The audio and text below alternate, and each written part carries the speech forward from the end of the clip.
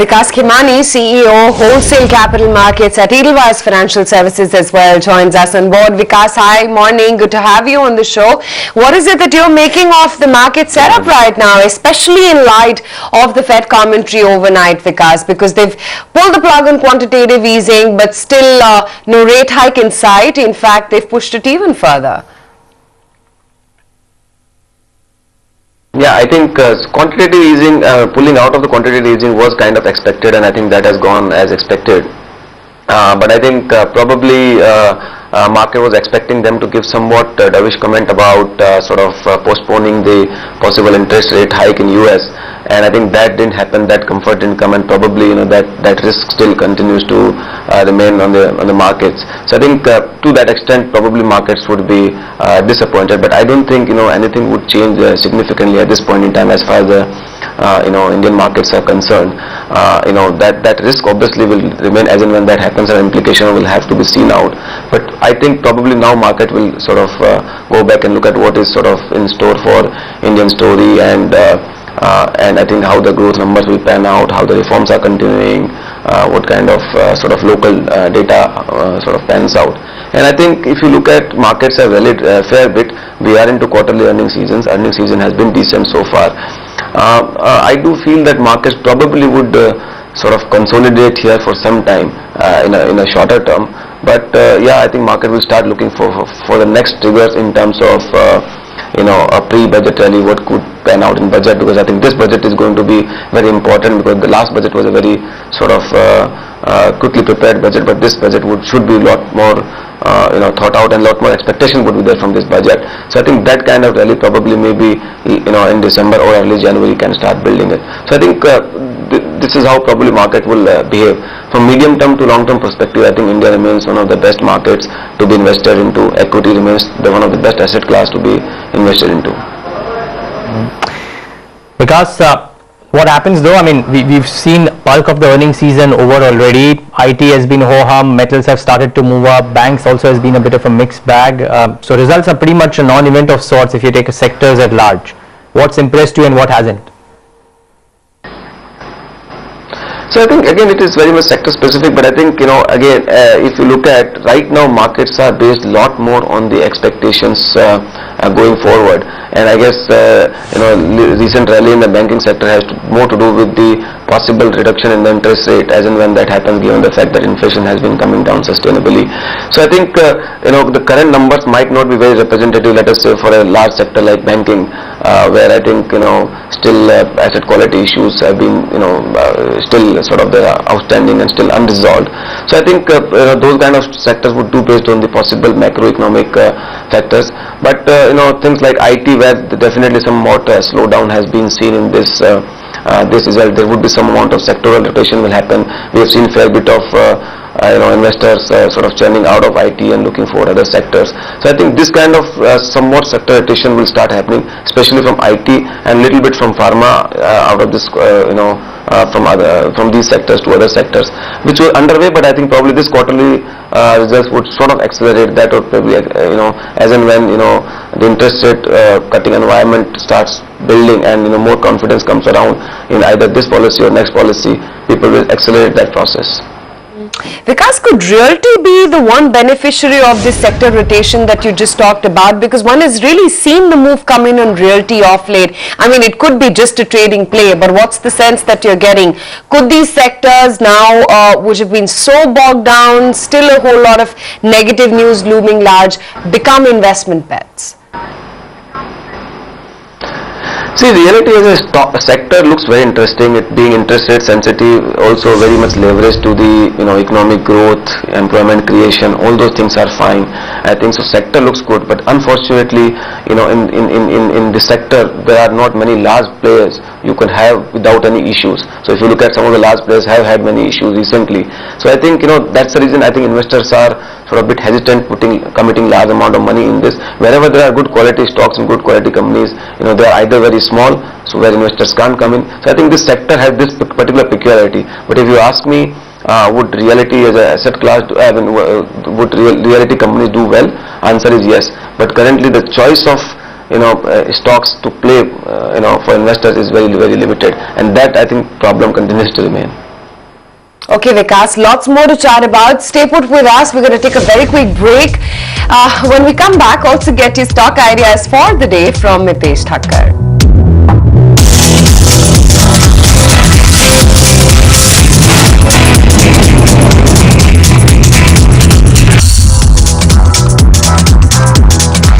Back with the market right here on 18 hours, still in conversation with our slew of experts, but it's that time on the show when we get you some trading strategies going. Mitesh, what's on your list?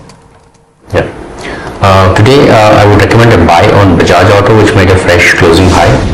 That's a buy with a stop below 25.24. Look for targets of around 2,600. Sell in Colgate Palmolive with a stop at 17.06 for declines to about levels of 16.50. Buy on Infosys with a stop below 38.50. Look at a retest of earlier highs of 3970 on the upside. Sell on Shriram Transport Finance with a stop at 911.5. Look for targets of 860. And a buy on Tata Motors with a stop below 518.5, and here I would suggest targets of around 540. Yep, autos have been in a bit of a move in yesterday's session for sure, so it's been good going for those auto names as well. So lots to speak about. We already have our battery of guests as well. Let's get in Nikunjan as well. And you know, we're just talking about real estate, the new FDI norms. They could actually bring the construction and real estate companies in focus too, and possibly even housing finance companies. Hi Neeraj, morning. We're starting with excellent set of cues. So today it's all about identifying stocks. And you know, the first port of call the minute you look at the new FDI norms is that do you buy real estate companies or do you buy constructors? But I would like to submit or propose a different theory. Why not bet on some of the derivative beneficiaries? If indeed there would be onus on low-cost housing finance, the first beneficiary would be some of these low-cost housing finance companies. So focus on companies like Divan Housing Finance, Grove Finance, not HDFC Limited, companies which are purely operating in a market where the loan size is less than 10 lakh rupees, and Grove Finance and Divan Housing Finance really fit the bill there. So that could be an interesting group where markets would like to participate. If interest rates come down, these companies would benefit, and markets they simply love some of these home financing companies, and sentiment is now on their side. If indeed there is going to be thrust on infrastructure, everyone will be consuming more cement. So sentimentally speaking, more and more cement demand would come up. So why not just focus on cement companies? And if you're really looking at buying a company which is purely in construction, got zero debt on its balance sheet, cash rich balance sheet, then might as well revisit NBCC, the real hero of this bull market. So if one has to capture the real FDI buzz, I think rather than talking about DLF and L&T, which will benefit but not incrementally too much, I think it makes perfect sense to really focus on some of the derivative players. You know, we discussed construction companies, we've discussed the beneficiaries there. Some of the stocks in news, and one of them would be Tech Mahindra and the kind of results they've come out with. Vikas Khemani, you talked about the IT space at large. I know you've in the past said that you like Tech Mahindra, and I think the numbers and the commentary thereof was extremely positive. What's the view on large cap IT and particularly Tech Mahindra? I think Tech Mahindra as a company, we've been very, very positive, and we continue to believe that I think it will outperform the industry growth, and also company does not have challenge in terms of a large base, which I think most of the other large companies such as TCS and Infosys are facing. So if you have to grow on a smaller base, it is relatively easier, and I think that benefit Tech Mahindra clearly has, apart from obviously great management team and a great business model and a strategy. So I think all those are being executed very well on a smaller base. Hence I think this company will change its league in our opinion over next couple of years. I mean, it has started from a small league. I think it has become already a reasonably mid-sized company, and I think it's going to get into the next league, and that is our belief, and that will happen over the next 3 to 5 years. As far as I think large IT companies are concerned, I think most of them would be struggling, because of the large base, and secondly I think the application development market is I think undergoing a change, and that business is sort of shrinking, and I think they got to replace that large business, which is almost 30 to 35% of the portfolio, with another business which is either it could be database related or newer technologies related, and that business has to be replaced. So I think you are basically replacing the existing pie, and hence growth would be sort of, according to us, a bit of a challenge. Having said that, I think these companies, given the valuation of let's say anywhere between 14 to 16 times, except I think TCS, I think they are in a reasonable valuation range. They are not very expensive. So even if they grow at 14-15%, they would tend to be sort of giving that kind of return, because I think the overall demand environment remains positive. technology spend remains positive, and I think rupee environment also looks reasonably stable. So I think they will tend to be positive for IT companies. So we are sort of more bullish or positive on the smaller companies such as Tech Mahindra and Persistent as compared to larger companies. Because a slew of brokerages are now turning positive on the banking pack as well. We've seen a decent move in the sector, barring a one-off day yesterday of profit taking. What is your own sense on how one should approach the entire PSU versus private bank game? I think banking as a sector will have to do well. I think very clearly we are getting into a soft interest rate environment, and I think it is only matter of time, whether it is 3 months, 6 months. So I think that is very clearly happening, and in that environment banking basket will have to do very well.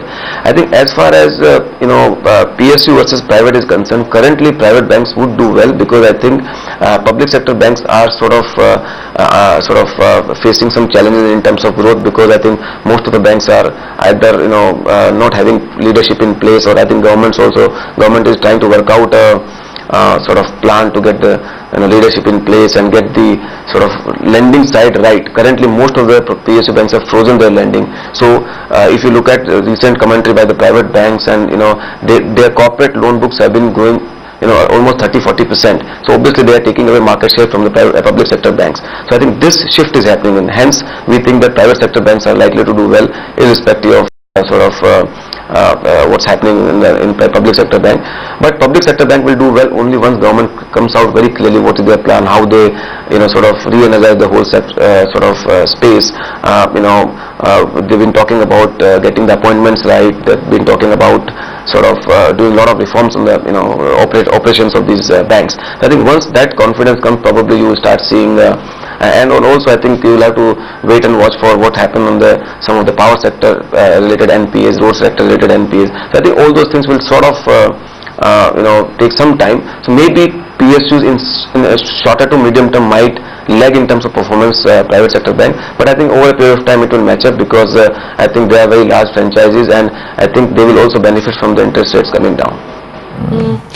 Nikunj, a couple of financial earnings as well today, IDFC as well as ICICI Bank, big ones. What's the street expecting? Actually, I think ICICI Bank has got a lot of step-motherly treatment from the markets. I mean, this is a bank which has size, which has reach, where valuations are attractive, book size is also decent, growth has been constant, and yet the stock is massively underperforming peer names like Axis Bank and IndusInd Bank. Markets, they continue to remain worried about the asset quality, and they're really worried about the exposure to the power and the infrastructure space. But since numbers are out today, I think ICICI Bank is in the process of getting re-rated. It is trading at a deep discount to Axis Bank. It is trading at a deep discount to IndusInd Bank and also HDFC Bank. If markets today gave a sense that they managed to control their asset quality and they managed to protect their NIMs, I think the stock is going to get re-rated sooner than later. The constant feature about ICICI Bank has been that for 8 or 9 quarters they managed to grow at a run rate of about 20% plus at PAT level, which is profit after tax, and the NIMs is highest in the industry. So ICICI Bank, I think, deserves extra attention simply because it is a stock which currently markets are ignoring. Yeah, one bank where the FI headroom is fairly large to go up, quite unlike HDFC Bank or maybe even an Axis. Amit Gupta, the Bank Nifty has been on a bit of a roll. Any names out there, or the Bank Nifty at large, if you have some trades there for today or the next series? See, I would say that because Nifty has two major components. One is the technology which has a weightage of around 14-15%, or the BFSI, which has the weightage of more than 15%. Now what happens whenever we see the profit booking in one of the arm? Now recently we have seen technology is under pressure, so the banking has started participating, and this whole move has been led by the banking stocks only. Now private banking so far were moving up, but what we have seen actually in the last 1 or 2 sessions, there is some halt in the private banking move, and it is possible that PSU banks little bit may start moving up. Now the results are not coming good. If you look at the PSU banking, the PNB or the OBC, the results are not coming good, but still State Bank of India, I think till the results it is likely to remain firm.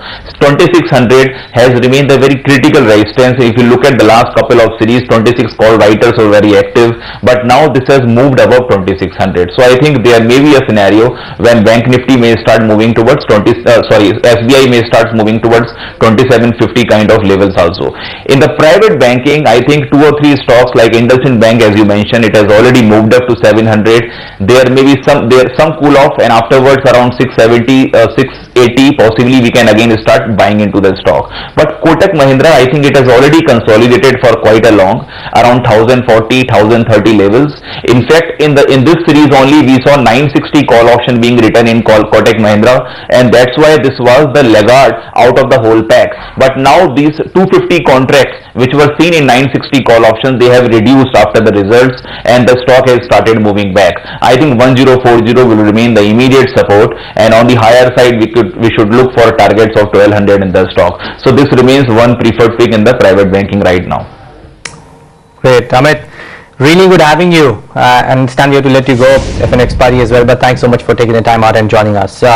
Let's take that very quick break. We come back, continue conversation with Vikas Khemani as well, and get in Samit Arora of Helios Capital and Shashi Krishnan of Birla Sun Life later on in the show.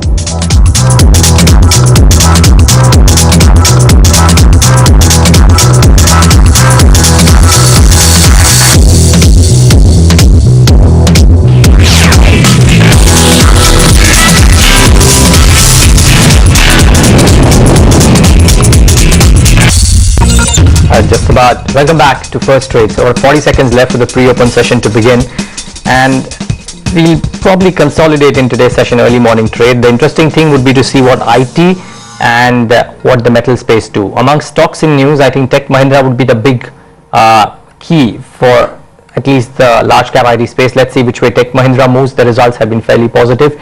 Emphasis on the contrary could react negatively. A couple of smaller names will also include Dish TV and Gati. Dish, not the best of numbers, losses more than expected and could react negatively. Let's see.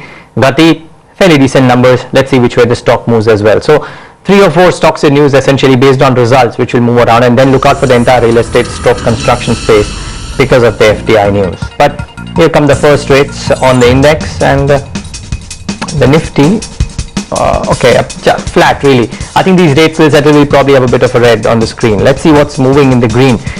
Tech Mahindra should come up on your screen. Of course, the rest of the IT pack actually is doing well. TCS and HCL Tech have done well.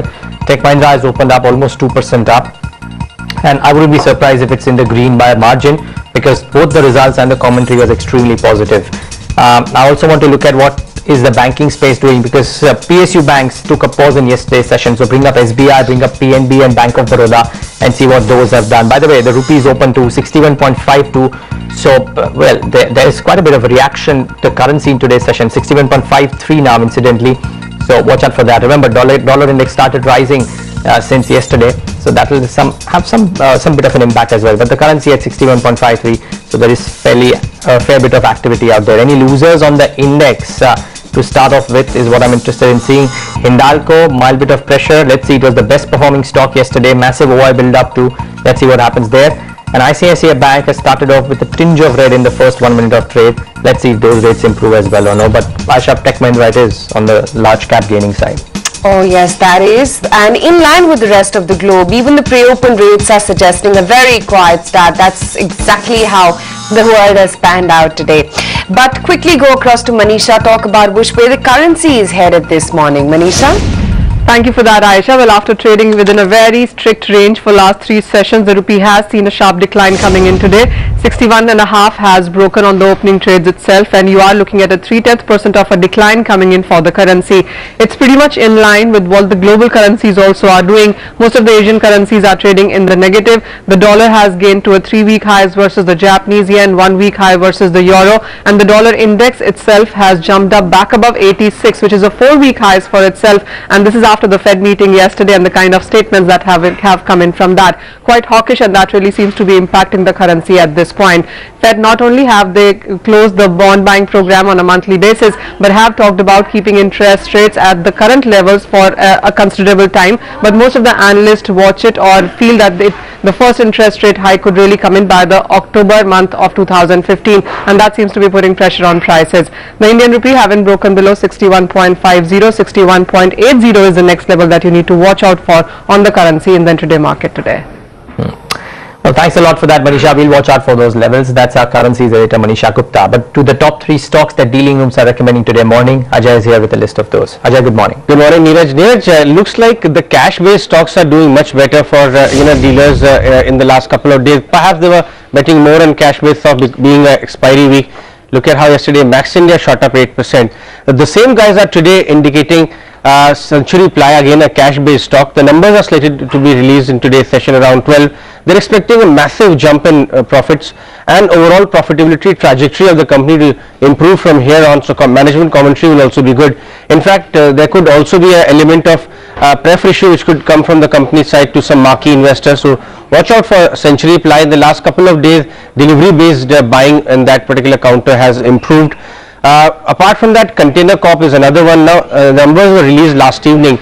On the face of it, it may look like a miss, but actually if you go deeper, you would see that it was the accelerated depreciation which really dented the profits of Container Corp this particular quarter because of the Companies Act regulation change. But otherwise, it was a decent set of numbers in line with expectations of about 280 crore. They reported about 192, but if you add back 80 crore, so if any kind of a dip is the opportunity is provided by the market, now a couple of funds I know that would be taking this to buy. And the last one is Yes Bank. Ahead of the numbers, the stock is already making very sharp up moves, and we understand very good asset quality could be reported along with high NII growth. So watch out for Yes Bank. November futures is what dealers are recommending to go long on. Really flattened out for the Nifty as well. Ajay, many thanks for joining in and giving us those stocks. By the way, Emphasis is reacting to its numbers as well. Will open gap down. But a closing comment from Vikas Khemani. Vikas, what's the favorite space to be in for the next 3 to 6 months to your mind? I think very clearly in next 3 to 6 months we will start the process of cutting down of the interest rate. And I think it's only a matter of time. Either it has to be this policy or maybe Fed policy. According to me, it will be sooner than later. So I think if that process has to begin, I think market is sort of getting some waiting for that process to begin. Partly it is already factoring in. I think interest rate sensitive will have to do well. So in my opinion, banking, financial services, automobiles, real estate, all the interest rate sensitives will do well, because I think if you look at in 2009 we had 10-year GSEC was 5.5 and currently we are at 8.20, 8.30. So I think I do believe that in next 2 years we can definitely look forward to go towards that trajectory. And if that were to happen, I don't need to mention that what kind of wonder it can do to the corporate earnings, it can do to the banking and financial services and to interest rate sensitive sector. So I think very clearly, as the growth comes back, as the fiscal deficit consolidates, as the interest rates come down, I think these segments will do very, very well. Vikas, so good chatting with you, and thanks much for waiting so patiently right now on the show. Okay, in seconds from now, we will also be joined by